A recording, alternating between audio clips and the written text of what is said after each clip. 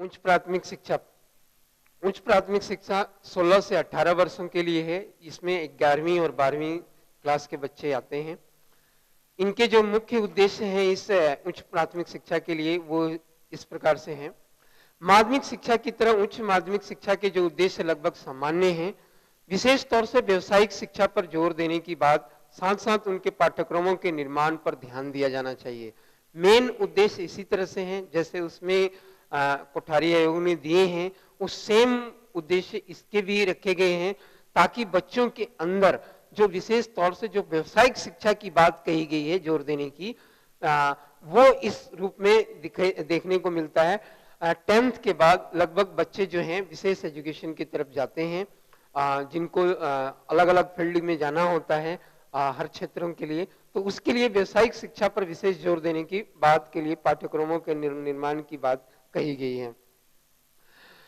इसमें पाठ्यक्रमों के लिए कोठारी आयोग ने 1966 में ये कहा कि 2 भाषाएं, 3 ऐच्छिक विषय, भूगोल, भाषा, भूगोल एवं अर्थशास्त्र, तर्कशास्त्र, मनोविज्ञान, समाजशास्त्र, कला, भौतिकी, रसायन, गणित, जीव विज्ञान, भूगर्भ शास्त्र एवं गृह विज्ञान, कार्य अनुभव एवं समाज सेवा, कला एवं शिल्प, नैतिक एवं आध्यात्मिक शिक्षा की बात कही गई 1966 में। इसी तरह से एनसीईआरटी की तरफ से भी 1976 में ये कहा गया। भाषा के लिए तो सभी के लिए सामान्य रूप से सभी के लिए कहा गया। विज्ञान, सामाजिक विज्ञान, मानविकी 75% और व्यावसायिक शिक्षा की बात कही गई। यानी एनसीईआरटी ने अपनी तरफ से विशेष तौर से व्यावसायिक शिक्षा और मानविकी, सामाजिक विज्ञान में 75% रखने की बात कही गई। उच्च माध्यमिक शिक्षा की जो समस्याएं उस समय या अब तक चली आ रही हैं वो क्या हैं, वो इस तरह से निम्न है कि उच्च माध्यमिक शिक्षा की जो समस्याएं हैं वो है, समस्या और समाधान दोनों एक साथ देखते चलेंगे। उद्देश्यहीनता, ये जो समस्या है जो उच्च माध्यमिक शिक्षा के लिए विशेष तौर से जो हम जिन उद्देश्यों को लेकर हम इस माध्यमिक शिक्षा को कर रहे हैं, इन उद्देश्यों को हम पूर्ण रूप से निर्धारित पाठ्यक्रमों में नहीं कर पा रहे हैं, कठोरता से अप्लाई नहीं कर रहे हैं। कहीं ना कहीं हमें उन उद्देश्यों की हीनता हो रही है और हम अप्लाई नहीं करने की वजह से ये उच्च माध्यमिक शिक्षा में एक समस्या बनी हुई है। किन उद्देश्यों को लें, किन को नहीं लें, तो ये एक तरह से कहीं कहीं पर 8वीं क्लास, फिर कहीं 10वीं क्लास से अलग है, फिर कहीं 11th और 12th को एक ही साथ रखे गए हैं। तो इस तरह से फिर एक यूनिवर्सिटी लेवल में अलग से जो व्यवस्था की जाने के लिए थी, 1 साल जोड़े जाने के लिए, तो कहीं ना कहीं हमारे उद्देश्यों में कमियां हैं उच्च माध्यमिक शिक्षा में। इन उद्देश्य की जो हीनता हो रही है उसे विशेष तौर से देखा जाना चाहिए। जैसे राज्य की तरफ से ये दी गई थी संवैधानिक के कि राज्य जो है अपने स्कूलों में 14 वर्ष के बच्चों तक के लिए जो है पूरा 10 वर्षों के अंदर एक कंपलसरी एजुकेशन की जो बात कही गई थी वो प्रावधान नहीं होना, यानी जो उद्देश्य निर्धारित किए गए वो पूर्ण नहीं किए गए। तो ये सारी चीजें जो हैं माध्यमिक शिक्षा की जो समस्याएं को उत्पन्न करने में बनी हुई हैं, तो कोशिश ये करनी चाहिए जो कानून या प्रावधान या पॉलिसी बने, उन पॉलिसियों को मंत्रालय या सभी प्रशासनिक अधिकारी उसको सुव्यवस्थित माने एकदम नियमबद्ध तरीके से अप्लाई भी हो। अगला है छात्रों में अनुशासनहीनता। इस एज में प्रायः देखा यह जाता है कि छात्र जो हैं मनोवैज्ञानिक दृष्टिकोण से थोड़े एक तरह से जागरूक होते हैं ज्यादा और उत्तेजित होते हैं, तो उनमें बच्चों में जो है अनुशासनहीनता के गुण भी थोड़े विकसित ज्यादा हो जाते हैं।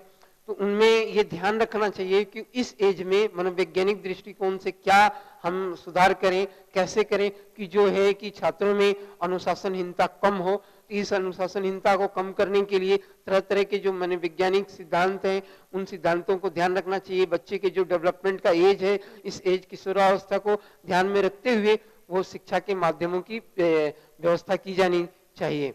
अगला है धन का अभाव। प्राय हम देखते हैं सरकार के गवर्नमेंट की तरफ से भी और प्राय अपने सामान्य और सामान्य से नीचे जी रहे व्यक्ति जितने भी हैं परिवार, उनके यहाँ धन के अभाव में शिक्षा जो है बच्चे ग्रहण करने में असमर्थता व्यक्त होती है। तो इन जो तरह की समस्याएं हैं, इनके समाधान के रूप में सरकार भी तरह तरह के बच्चों के लिए जो अच्छे माने अच्छे ढंग के बच्चे हैं उनको खोजने की बात और उनके लिए अलग से व्यवस्था शिक्षा में की जाने की बात जो है से नवोदय विद्यालय की शुरुआत की गई। इस तरह की जो सरकार के तरफ से की गई है वो एक प्रावधान किया जाना चाहिए, तो वो धन की अभाव में कमी नहीं हो, तो इस तरह की चीजें भी प्रावधान में किया जाना चाहिए।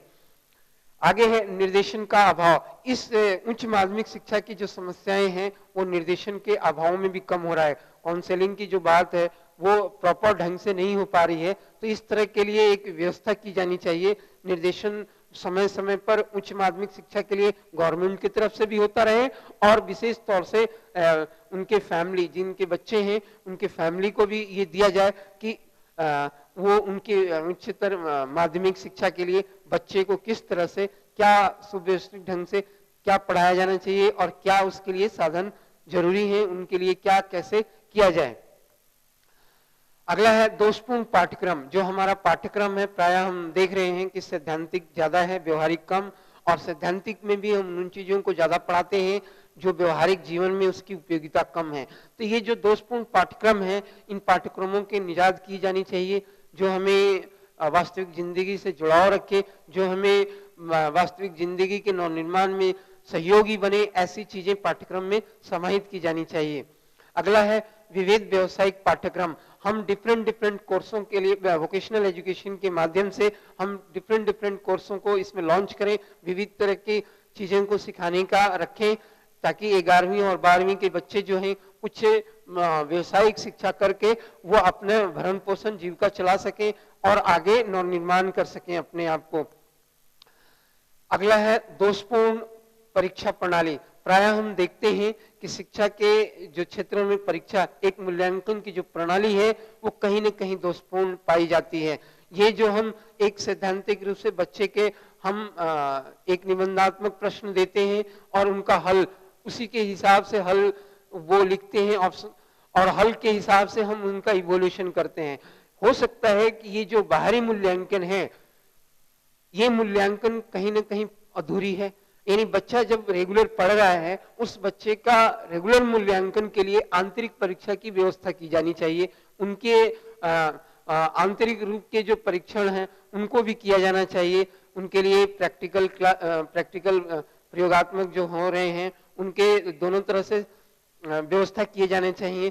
तो ये जो आंतरिक परीक्षा की भी जो बात कही जा रही है ये दोषपूर्ण परीक्षा प्रणाली का एक कमी है। ये विशेष तौर से देखना चाहिए। परीक्षा में और भी कमियां हैं, नंबर के अंकन का जो नंबर प्रणाली है इसके लिए सेमेस्टर सिस्टम की व्यवस्था की जाने की बात है, फिर ग्रेडिंग सिस्टम की बात है। तो ये सारी चीजें जो हैं परीक्षा की जो प्रणाली को ठीक ढंग से करने के लिए अपनाया जाना चाहिए उच्चतर माध्यमिक शिक्षा में, ताकि समस्या न बने, बच्चे के ऊपर परीक्षा बोझ न बने, बच्चा उसे अच्छे ढंग से करे, उसे प्रोत्साहित हो, उसे परीक्षा एक बोझ न लगकर वो उसमें शामिल होने में हिचक खत्म हो। तो इस तरह की परीक्षा की प्रणाली में भी सुधार लाएं, जो इसमें संसाधन जो चाहिए, जो इसके लिए जो व्यक्ति हैंडल कर रहा है वो भी परीक्षा प्रणाली से व्यवस्थित ढंग से जानकार हो और उसे कैसे हैंडल करना है, उसके लिए क्या क्या साधन चाहिए, उन उपकरणों को वो यूज कर सके, उसके लिए भी प्रशिक्षित होना चाहिए, ताकि वो दोषपूर्ण परीक्षा की प्रणाली को सुधार करने में सरकार के तरफ से जो एक परीक्षा प्रणाली लागू की गई है एक राष्ट्र के लिए, वो प्रणाली को अपना सके, ताकि ये परीक्षा की प्रणाली मतलब एक तरह से दोषपूर्ण जो है वो कम से कम हो। अगला है शिक्षा का निम्न स्तर। जो हमारे यहाँ जो शिक्षा की जो निम्न स्तर है वो एकाएक तो चेंज हो नहीं सकता, वो धीरे धीरे जो है स्तर उच्च होगा। तो ये जो निम्न स्तर है शिक्षा का, निम्न स्तर से उसे धीरे धीरे ऊपर उठने के लिए जो शिक्षा की व्यवस्था की गई है वो शिक्षा की व्यवस्था में धीरे धीरे सुधार आते आते एक उच्च माध्यमिक शिक्षा में भी सुधार आएगी। तो इस तरह से ये देखना है कि शिक्षण का जो निम्न स्तर है उसमें शिक्षक ज्यादा महत्वपूर्ण है। तो शिक्षक के प्रशिक्षित शिक्षक की आवश्यकता है ताकि वो शिक्षा का जो स्तर है ऊंचा कैसे हो, किस प्रकार से हो, उसे क्या पाठ्य सामग्री चाहिए, उसके लिए शिक्षा के जो साधन हैं उनको, उपकरण को, प्रौद्योगिकी को यूज करने लायक प्रशिक्षित हों, वो सारी चीजें जो हैं शिक्षा के निम्न स्तर को स्तर के लिए कारण है, इन कारणों के समाधान किया जाना चाहिए ताकि उच्च शिक्षा का जो है सुधार हो सके।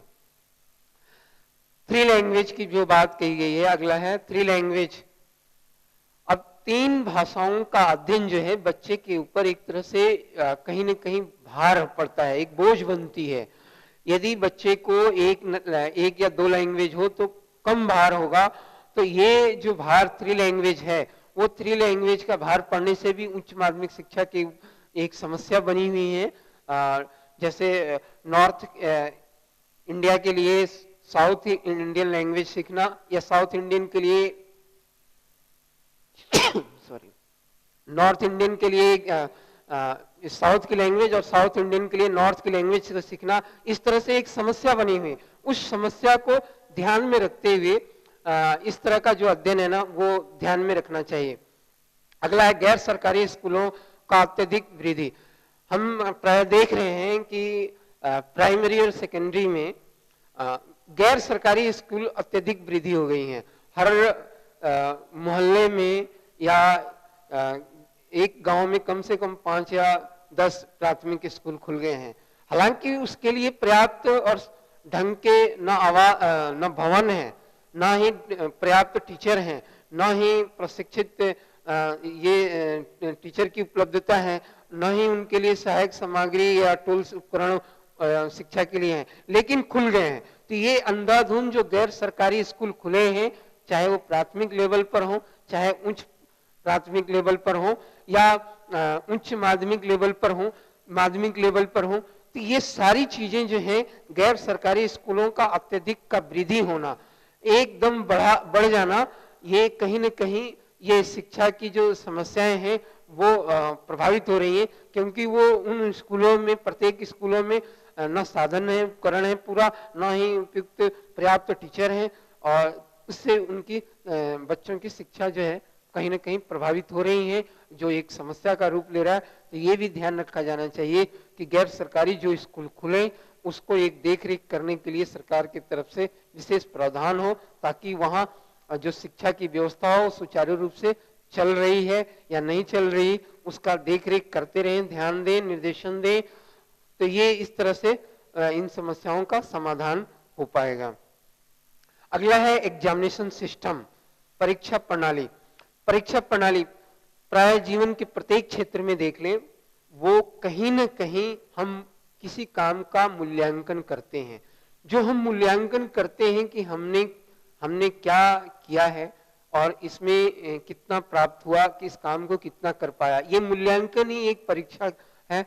तो आज हम शिक्षा के क्षेत्र में बात कर रहे हैं, तो शिक्षा के क्षेत्र में परीक्षा जो है, परीक्षा की जो रीतियां हैं वो हम इस तरह से देखते हैं परीक्षा की प्रणाली, कि एक बच्चे को जो हम कुछ एक साल में या कुछ जो इतने भी हमने पढ़ाया है एक पीरियड में, वो पढ़ाने के बाद हम उससे क्या उसने मनोवैज्ञानिक दृष्टि से सीखा है या क्या वो सैद्धांतिक रूप से सीखा है, किस तरह से उन गुणों को हम पता लगाने के लिए उनके लिए हम परीक्षा लेते हैं, कुछ सवाल देकर या मौखिक प्रश्न पूछकर या लिखित में। तो जो उनके द्वारा प्राप्त हुआ मौखिक या रिटन, जिस रूप में भी हमें प्राप्त हुआ, ये जो परीक्षा की जो बात हुई, यही एक परीक्षा है जो हम उनकी उपलब्धि को जानने के लिए, उनकी कितना हमने पढ़ाया है वो समझ पाए हैं, उनके फीडबैक को सुनते हैं, या उनके द्वारा ली गई रिटन में जो हमें कालांश में मिला है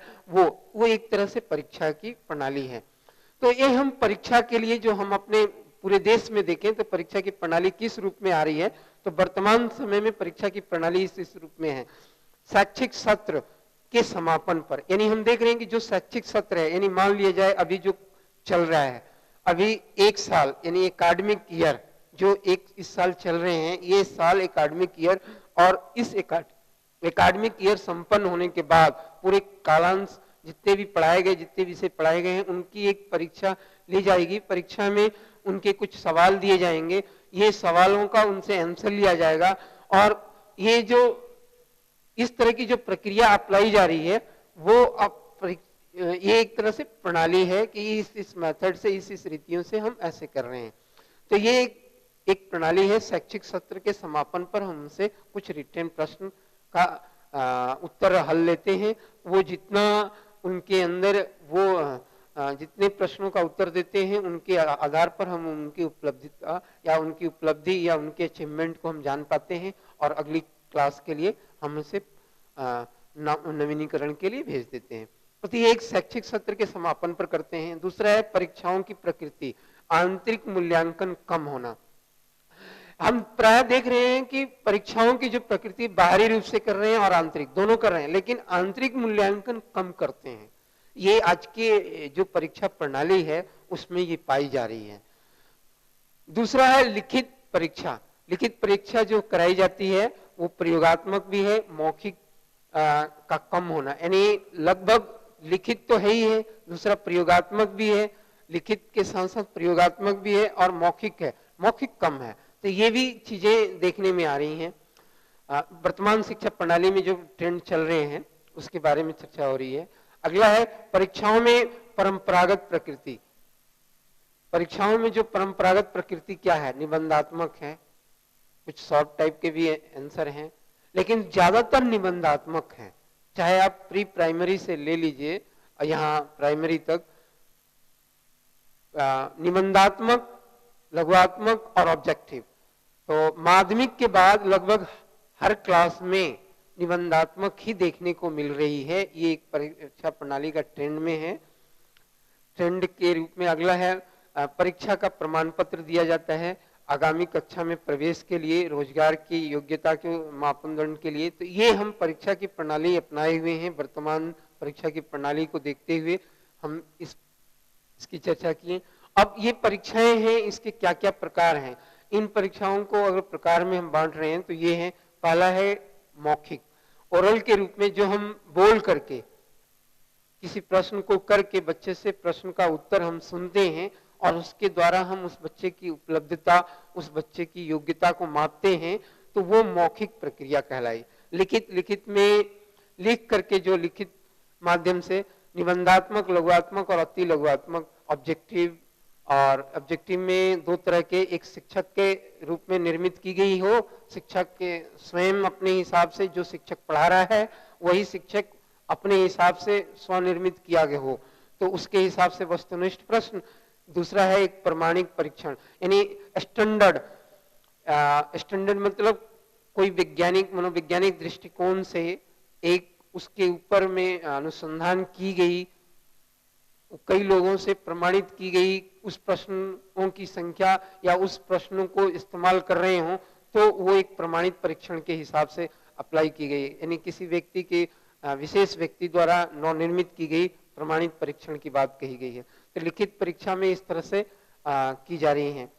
अगला है प्रयोगात्मक। प्रयोगात्मक में डिफरेंट चीजें हैं, प्रयोग के आधार लिया जाता है। इसमें मूल थीम जो है प्रयोग पर आधारित होता है, चाहे वो लेबोरेटरी में हो या बाहर।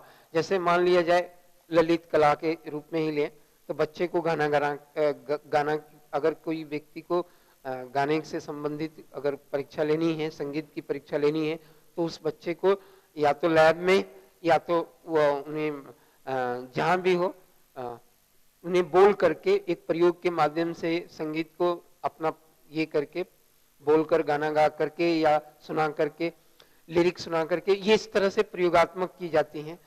तो इस तरह की परीक्षा प्रयोगात्मक परीक्षा है। साथ में साइंस विज्ञान की जो है, तो वो विज्ञान की परीक्षा प्रयोग में ही होती है, तो ये प्रायोगिक परीक्षा के रूप में होना चाहिए। जैसे जीवन विज्ञान की है, उसके भी लेबोरेटरी में है, साथ में उनके भी तरह तरह के जो प्रयोग से संबंधित हैं, तो वो उनका प्रयोगिक करा करके जो है परीक्षा ली जाती है। अगला है कौशलता। परफॉर्मेंस को देखते हुए कि व्यक्ति कितना उसके अंदर कौशलता डेवलप हुई, स्किल कितनी डेवलप हुई है। यदि व्यक्ति के अंदर हम ये देखते हैं कि मान लीजिए प्योरिटी कितनी हुई, यानी जैसे वो वास्तु कला ले ले, मान लिया गया कि कोई वास्तुशिल्प की शिक्षा दी जा रही है या वास्तुशिल्प की शिक्षा में वो किसी स्ट्रक्चर, किसी मूर्ति के स्ट्रक्चर बना रहा है, तो वो कितना सही ढंग से बनाया। स्ट्रक्चर तो सभी बच्चे बना रहे हैं मूर्ति की, लेकिन वो कितना कौन सबसे ज्यादा अच्छा बनाया, यानी बच्चे के अंदर किसमें कौशलता ज्यादा आई। तो इस तरह की कौशलता को नापने के लिए हम कौशलता के परीक्षण के संबंधित जो परीक्षा लेते हैं, तो वो कौशलता के भी एक परीक्षा के प्रकार में है। तो इसे जैसे ज्योग्राफी में भी हम देखते हैं कि मैप बनाना हो, बच्चे तो सभी तरह से मैप बनाते हैं, लेकिन कौन बच्चा है जो बिल्कुल सही ढंग से मैप बनाने की कौशलता उसमें आ गई है, 100% प्योरिटी है, मैंने शुद्धता है कि हाँ ये इंडिया का मैप बिल्कुल सही बना, तो किसके अंदर ज्यादा कौशलता आई है। तो वो इस तरह की जो कौशलता का साइकोमोटर टाइप के व्यक्ति के अंदर जो गत्यात्मक जो चीजें हैं वो कितनी ढंग से आ पाई हैं, वो उसके बच्चे की योग्यता हो पाई है, इस तरह की कौशलता को नापने के लिए कौशल परीक्षण के अंतर्गत रखा जाता है। अगला है कि ये जो परीक्षण के प्रकार हैं वो कई विषयों पर आधारित है। उसे इस प्रकार से हम देख सकते हैं, वो सामान्य रूप से थे और ये आधार के बेसिस के ऊपर है। पहला है उपयोगिता के आधार पर।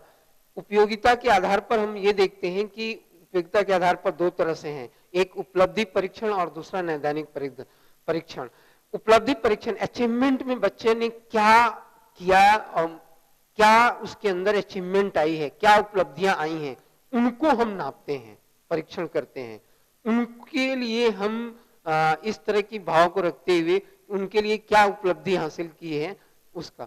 नैदानिक परीक्षण के अंतर्गत ये आता है कि बच्चे के अंदर कोई समस्या शिक्षा में आई है कि उनके मूलभूत कारण क्या है, यानी उनके मूलभूत कारण को ढूंढते हैं। तो नैदानिक परीक्षण में इस तरह के प्रश्नों को रखा जाता है या इस तरह के परीक्षण की जाती है ताकि उनके समस्याओं के कारणों का निदान क्या रहा, क्या किया जा सकता है, यानी कारण को ढूंढते हैं।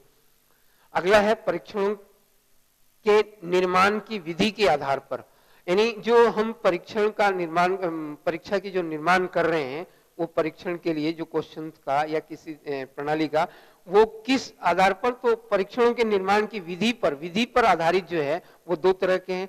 एक अध्यापक द्वारा यानी टीचर मेड हो गया, टीचर के द्वारा निर्मित की गई, यानी जो टीचर स्वयं अपने बच्चे को पढ़ाया है उस बच्चे के लिए अपने हिसाब से निर्मित किया है कि इन बच्चों के लिए हमने जो पढ़ाया है इसके लिए ये चीजें हमें पूछनी चाहिए या ये प्रश्न निर्धारित किए हैं, यानी इस तरह की परीक्षण की जानी चाहिए।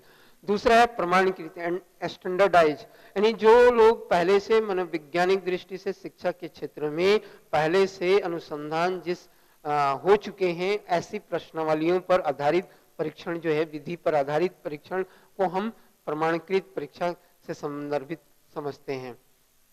अगला है परीक्षा में प्रयुक्त प्रश्नों के अंक की प्रकृति के आधार पर, जो हम अंक के हिसाब से रखते हैं उन अंकों के आधार पर परीक्षा के भी प्रकार हैं। पहला है निबंधात्मक, दूसरा है लघुआत्मक और तीसरा है वस्तुनिष्ठ। तो ये तीन तरह के, निबंधात्मक में बहुत निबंध के आधार पर लॉन्ग होता है जो कम से कम 500 शब्दों में होते हैं। लघुआत्मक में 150 से लेके 100 से 150 के बीच में होता है, इससे ज्यादा नहीं होते। लघुआत्मक में 100 से कम भी होते हैं लेकिन नियर अबाउट 100 से 150 के बीच। वस्तुनिष्ठ में एक लाइन एक शब्द में भी हो सकता है या कोई टिक मारने का भी हो या ABCD कह के भी वस्तुनिष्ठ में हो सकते हैं, इस तरह के प्रकार हैं। अगला है चौथा, परीक्षण के प्रश्नों के उत्तर की अभिव्यक्ति के माध्यम से, कि बच्चा किस माध्यम से दे रहा है उसके आधार पर भी परीक्षण के अलग प्रकार हैं। पहला है मौखिक यानी बोल करके, दूसरा है लिखित लिख करके, तीसरा है प्रयोगात्मक प्रयोग करके, चौथा है कौशलता कौशल को देखते हुए। तो इस तरह से हम देखते हैं कि परीक्षण के प्रश्नों में अभिव्यक्ति के माध्यम से है। उसके आगे परीक्षा के प्रश्नों की समस्याओं के प्रस्तुतिकरण, किस तरह से हम प्रस्तुतिकरण के माध्यम के आधार पर करते हैं। पहला है शाब्दिक परीक्षण और दूसरा अशाब्दिक। शाब्दिक में तो हम शब्दों का प्रयोग करते हैं, अशाब्दिक में हम शब्दों की जगह कोई मॉडल या कोई वस्तु के हिसाब से करते हैं। अब परीक्षा प्रणाली के जो दोष हैं वो क्या क्या हैं? इन परीक्षा प्रणालियों के दोष निम्नलिखित हैं। संपूर्ण शिक्षा प्रक्रिया केंद्रित, यानी जो परीक्षा प्रणाली में जो है संपूर्ण शिक्षा की प्रक्रिया जो है केंद्रित नहीं है, कोई ना कोई भाग छूट रहा है परीक्षा में, कहीं ना कहीं कुछ चीजें शामिल, ऐसी चीजें हो रही हैं जो कि आउट ऑफ कोर्स हो जाए या किसी तरह ना किसी तरह है। तो ये ध्यान देने की बात है, संपूर्ण शिक्षा की प्रक्रिया केंद्रित हो। अगला है निबंधात्मक प्रश्नों की बहुलता।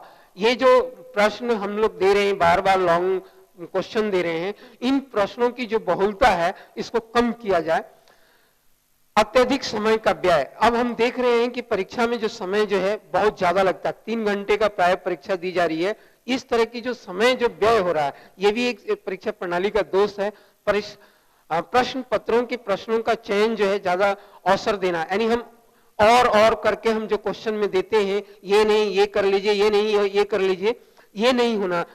अगला है प्रश्नों की संख्या कम होने पर संपूर्ण पाठ्यक्रम का प्रतिनिधित्व नहीं करना, यानी कम हम प्रश्नों की संख्या कर रहे हैं तो संपूर्ण पाठ्यक्रम समाहित नहीं हो पा रहा है। तो ये भी परीक्षा प्रणाली का एक दोष में है। अंकन में आत्मनिष्ठता की संभावना ज्यादा, यानी जो हम अंकन दे रहे हैं कि ये 20 नंबर का सवाल है, ये 16 नंबर का सवाल है, इसमें व्यक्ति का जो है अंदर कहीं ना कहीं टीचर के अंदर आत्मनिष्ठा जो है कहीं ना कहीं हावी हो जाती है। फिर अंकन में आत्मनिष्ठा की संभावना ज्यादा बढ़ती है, तो इसे कम किया जाने के लिए जरूरी है कि अंकन का सही ढंग से हो। अगला है नकल एवं प्रश्न पत्रों का आउट होना, ये भ्रष्टाचार के तरीके का प्रयोग होना, यानी हम देख रहे हैं आए दिन कहीं न कहीं, चाहे नौकरी के लिए हो या किसी पीटी के पास करने के लिए हो, इस तरह की जो प्रश्न पत्र हैं आउट हो रहे हैं। इस तरह के भ्रष्टाचार तरीकों को से भी परीक्षा प्रणाली दूषित हो रही है। इसके लिए सुधार के लिए जो प्रावधान है परीक्षा प्रणाली में वो इस तरह से हैं। लिखित, मौखिक और प्रयोगात्मक परीक्षाओं में सुधार तीनों लेवल पर होना चाहिए, लिखित में भी, मौखिक में भी और प्रयोगात्मक भी। दूसरा है परीक्षा संचालन एवं परीक्षा साधनों का प्रयोग में भी सुधार, यानी जो परीक्षा के संचालक हैं वो प्रशिक्षित हों और परीक्षा सुधार साधनों के लिए जो प्रयोग में ला रहे हैं साधन, उसमें कैसे उनके प्रयोग में सुधार हो सकते हैं, दिनों दिन क्या किया जाना चाहिए वो भी अप्लाई किया जाना चाहिए। आंतरिक एवं सतत मूल्यांकन दोनों होना चाहिए, जो चल रहा है वो भी और आंतरिक भी, ताकि उनका मूल्यांकन हो। प्रश्न पत्रों में वैकल्पिक की सामग्री, जो हम बार बार प्रश्न पत्रों को विकल्प के रूप में देते हैं, उस तरह की सामग्री को न दिया जाना। ग्रेड एवं सेमेस्टर प्रणाली का प्रयोग, हम ग्रेड सिस्टम और सेमेस्टर सिस्टम की प्रणाली का प्रयोग में लाएं। राष्ट्रीय परीक्षा प्रारंभ किया जाना चाहिए, यानी नेशनल लेवल पर जो परीक्षा के परिणाम है उसको शामिल किया जाना चाहिए। इसी के आधार पर राष्ट्रीय शिक्षा नीति 86 के अनुसार भी परीक्षा में जो सुधार के प्रावधान किए गए हैं प्राथमिक स्तर पर ये हैं। न्यूनतम अधिगम स्तर को अपनाना, जो हम बार बार लर्निंग, बार बार रटने की जो प्रवृत्ति है इसको कम किया जाना चाहिए। फिर अगला है मूल्यांकन की प्रकृति में निदानात्मक बनाकर उपचारात्मक सहायता किया जाना चाहिए। हम जो केवल जो मूल्यांकन की जो प्रकृति है, जो नेचर है, वो निदानात्मक बनाएं। हम केवल अचीवमेंट टेस्ट न करके डायग्नोसिस टेस्ट की ओर भी ध्यान दिया जाना चाहिए। अगला है सतत मूल्यांकन का व्यापक रूप होना चाहिए, जो ज्ञानात्मक लेवल भी चेक करे, जो इमोशनल लेवल भी चेक करे, भावात्मक रूप भी चेक करे और एक्टिविटी यानी क्रियात्मक लेवल को भी चेक करे। इन तीनों लेवल पर जो है सतत मूल्यांकन की व्यवस्था की जानी चाहिए। अगला है मूल्यांकन को विश्वसनीयता, वैध, वस्तुनिष्ठ एवं परामर्शदस्त बनाया जाना चाहिए। मूल्यांकन की जो क्वालिटीज हैं उन क्वालिटीज को इसके अंतर्गत परीक्षा में सुधार के लिए वो चाहिए, उनको अपनाया जाना चाहिए। अगला है राज्य एवं जनपद स्तर पर, यानी विभिन्न प्रकार के जो स्कूल हैं उन स्कूलों में भी और राज्य के जो प्रावधान है जो स्कूल हैं उन सभी इन स्कूलों में, दोनों तरह के स्कूलों में जो प्राथमिक स्तर पर जो सुधार की व्यवस्था की गई है उनको किया जाना चाहिए। माध्यमिक स्तर पर इसी तरह 1986 में भी सुधार की परीक्षा की प्रणाली में सुधार के लिए जो प्रस्तावित किए गए वो इस प्रकार से हैं। माध्यमिक स्तर के लिए पाठ्य विषयों में उपलब्ध अपेक्षित स्तरों का निर्धारण, यानी जो पाठ्य वस्तु में जो हम निर्धारित कर रहे हैं उसमें जो हम उपलब्धि स्तरों को चेक कर रहे हैं उनको ज्ञान लेवल का होना चाहिए। बोध स्तर, अंडरस्टैंडिंग, ज्ञान यानी नॉलेज का हो, उसमें अंडरस्टैंडिंग बोध का हो। संप्रेषण यानी कम्युनिकेशन की जो बात है उसके अंदर स्किल, कौशलता की बात है, उसके अंदर अंडरस्टैंडिंग, समझ की बात आएगी। अनुपयोग यानी एप्लीकेशन की बात आए, विश्लेषण कर सके, विश्लेषण संश्लेषण हो, एनालिसिस सिंथेसिस हो, तो इस तरह के पाठ्यक्रमों को उपलब्ध किया जाना चाहिए। अगला है सतत मूल्यांकन की जो व्यापक जो प्रक्रिया है वो नम्य योजना तैयार किए जाने चाहिए, विशेष रूप से एक तरह से तैयार किए जाने चाहिए सेमेस्टर प्रणाली जो हम बार बार प्रयोग के लिए आयोग और पॉलिसी में कही गई है उसे विशेष तौर से लागू की जानी चाहिए। 1986 में तो कही गई परीक्षा के लिए विशेष तौर से, और इसी तरह से हम देखते हैं कि विशेष तौर से सारी परीक्षा की प्रणाली का सुधार हो पाया। सर धन्यवाद।